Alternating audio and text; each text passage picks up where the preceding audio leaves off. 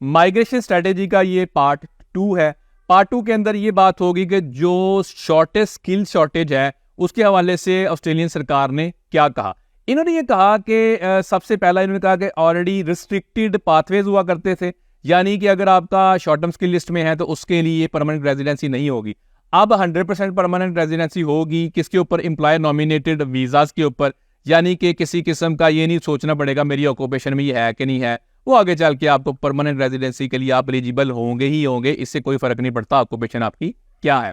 अच्छा, नेक्स्ट इन्होंने ये कहा कि क्विक रिमूवल ऑफ द, अच्छा नेक्स्ट में ये कहा कि आप अगर एम्प्लॉयर ने आपको छोड़ दिया या एम्प्लॉयर ने आपने एम्प्लॉयर को छोड़ दिया तो 60 डेज होते थे वीजा होल्डर के पास जो कि एम्प्लॉयर नॉमिनेटेड है। अब क्या है, उन 60 डेज को बढ़ा के 180 डेज यानी 6 महीने का टाइम कर दिया है कि भाई अगर आपने नेक्स्ट एम्प्लॉयर के पास जाना है तो आपके पास 6 महीने हैं, मुल्क छोड़ के जाना है तो आप कभी भी जा सकते हैं, यानी 2 महीने से बढ़ा के 6 महीने कर दिया। ये बहुत बड़ा एक कदम है। उससे अगली उन्होंने बात की कि अप फ्रंट एम्प्लॉयर फी सेफ लेवी पड़ता है एम्प्लॉयर नॉमिनेटेड के ऊपर। 482 की अगर बात करें तो आपको 1200 पड़ता है पर एनम। अगर आपका रेवेन्यू है 10 मिलियन से कम का, उससे ज्यादा है तो 1800 के हिसाब से। 4 साल के लिए अगर कोई करेगा तो 4800। उन्होंने कहा कि इस तरह की अरेंजमेंट अब हम करेंगे कि एम्प्लॉयर को अपफ्रंट ना देना पड़े, हो सकता है मंथली बेसिस के ऊपर या क्वार्टरली बेसिस के ऊपर इस तरह की फीस को, ये सेफ लेवी वगैरह को हम इंट्रोड्यूस करवाएं। इसमें भी काम होना शुरू हो गया, तो ये भी एक रिकमेंडेशन का हिस्सा है।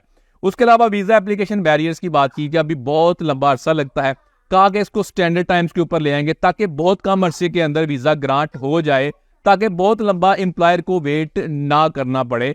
बजाय इसके कि एम्प्लॉयर वेट कर रहा है जी मेरा एम्प्लॉय कब आएगा ऑफशोर से या ऑनशोर से, तो उसको ज्यादा वेट ना करना पड़े।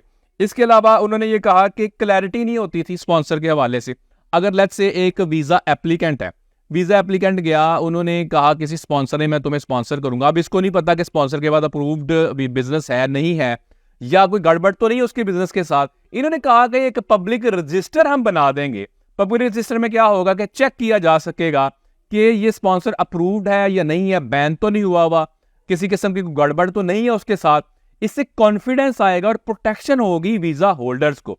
तो ये दूसरा पॉइंट था जो कि माइग्रेशन स्ट्रेटेजी के अंदर जो दिसंबर 2023 के अंदर आई है, उसके अंदर ये दूसरा बड़ा पॉइंट है। बाकी और पॉइंट्स भी इस हवाले से बात करते रहेंगे। Follow for more. Thank you.